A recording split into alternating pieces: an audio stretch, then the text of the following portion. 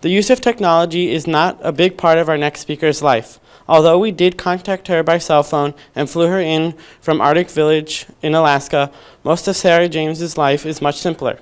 Her small community, about 130 people, borders the Arctic National Wildlife Refuge. Her people have among the lowest per capita incomes and have the highest harvest of subsistence foods in North America. They live with the land, from the land, and amongst the wildlife. It's my honor to welcome Sarah Agnes James.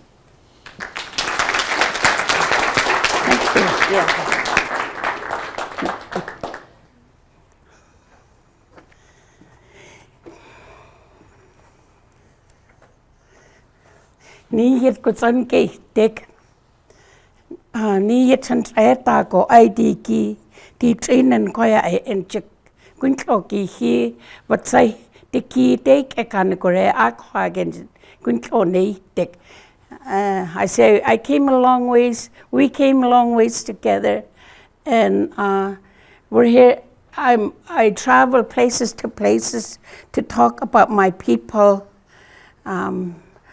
The elders that cannot be here today, and children that's not born yet, we speak for them so they'll have a good life. And I go around talking about protecting porcupine caribou birthplace. And coastal plain of the Arctic National Wildlife Refuge is a birthplace, not only for the caribou, not only for the Gwich'in people, but also for many other life form there. So it's a very special place to go visit. It's a very special place to protect. And this 50 years is celebrating 50 years is really make me happy in my heart.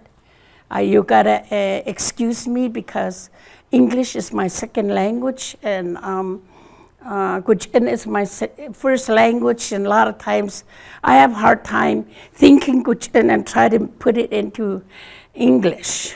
So a lot of words in English we don't have in Gwich'in, so we had to find a way to explain our thinking. So it's kind of difficult sometimes.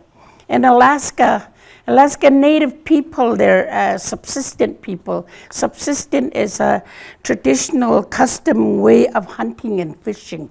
And in Arctic Village, maybe 75% of our diet is still wild meat, and which is mainly caribou, moose, fish, birds and ducks, and some small animals. And that's how we live day to day. These pictures you're seeing are a film called A Voice from the North, and this lady from Old Crow, she's also go around speaking like I do throughout the country, and she speak very well. And she had to make this video with a slight picture. She had to catch a flight, and she had only about an hour in order to, and she narrated. It's really good, and I sent a copy here.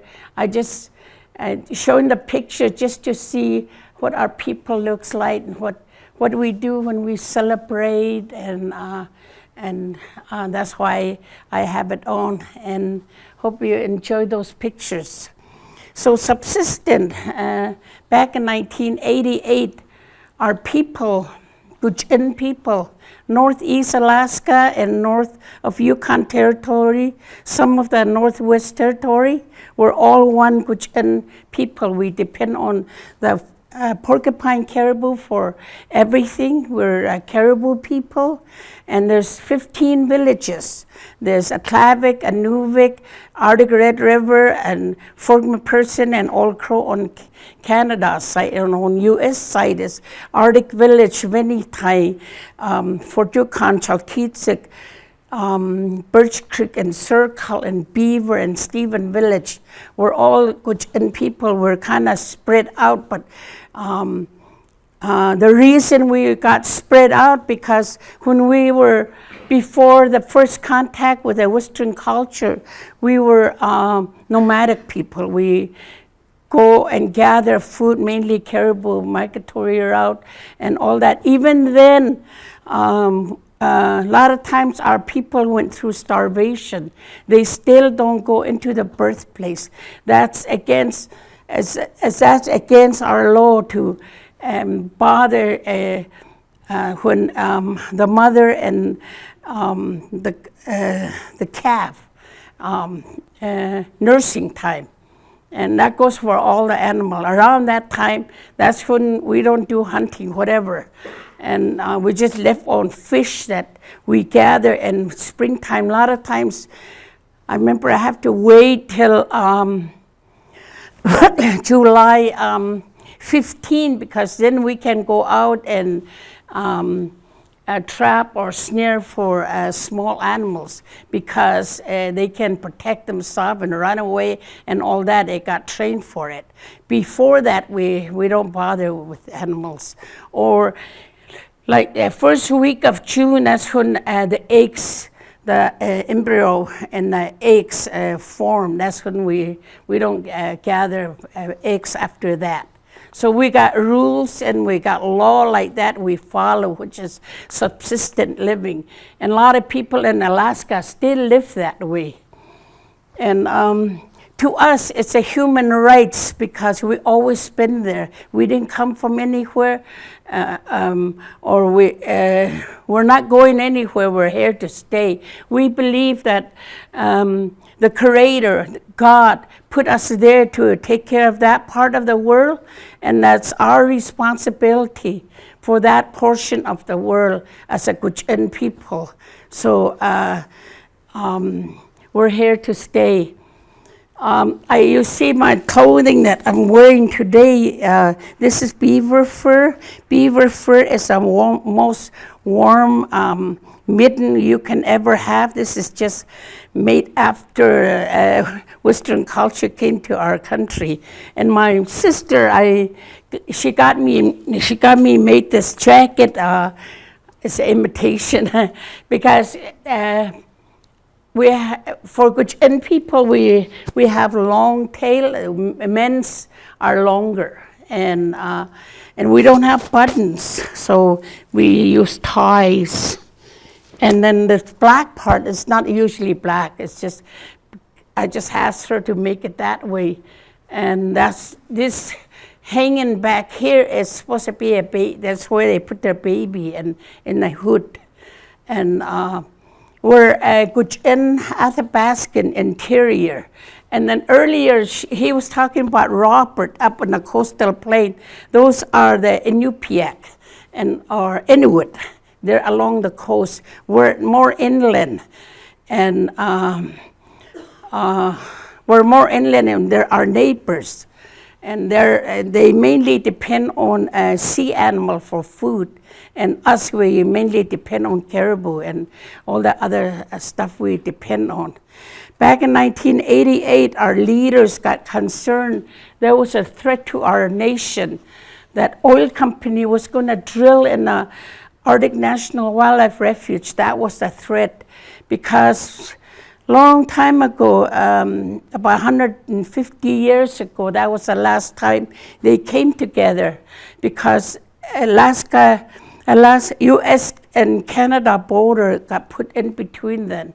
But this is a threat to the nation, so the elders called the nation back together in Arctic Village, 1988, June 5 to 10.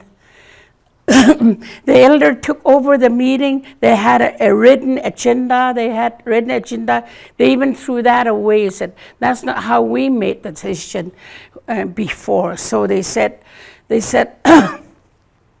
we'll talk about the issue for 3 days and usually come out with some answer.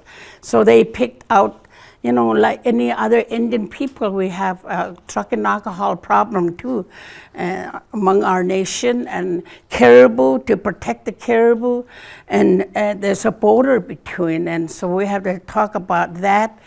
and keeping our language. 4 things they picked out. And all the 15 chief was there from all the Gwich'in villages, and they said, "Gee, this is good. This is good what's happening. It's just like a rebirth of the nation. Came back together and trying to make a right decision for the whole nation." And they said, how would the world would know about it? Because at that time, nobody even know about Gwich'in. Nobody even know we're up there. Because up in the Arctic Ocean, they came in for whaling, and they got contact first. And then from Yukon on up, trappers came in, and we kind of got caught in between. So we're really the last people contact by so-called Columbus discovery. So nobody knows about us, and the chief said we gotta let the world know. The only way the world will know about it is unless it's in black and white.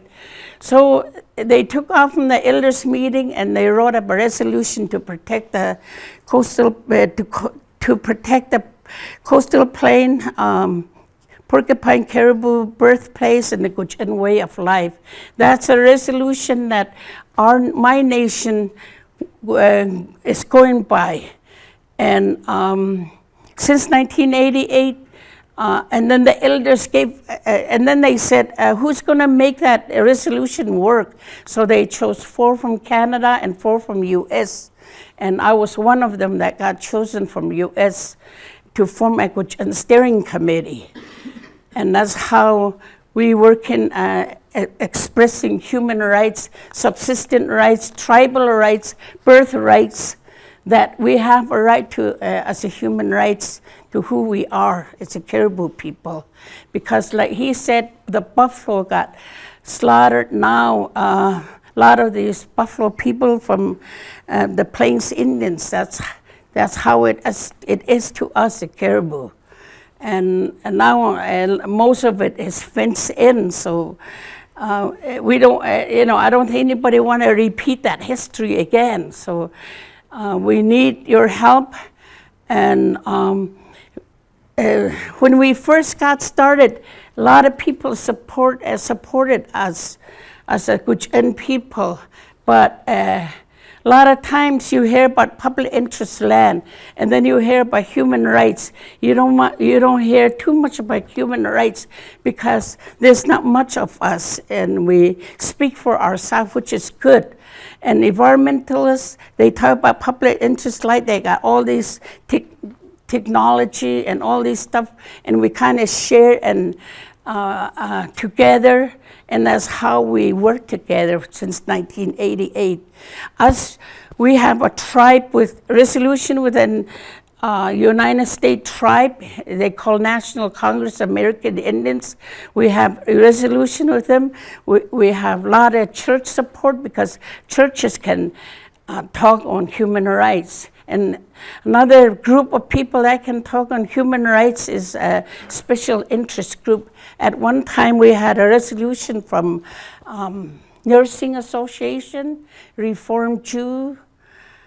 So we have a way we can express our concern about our human rights issue.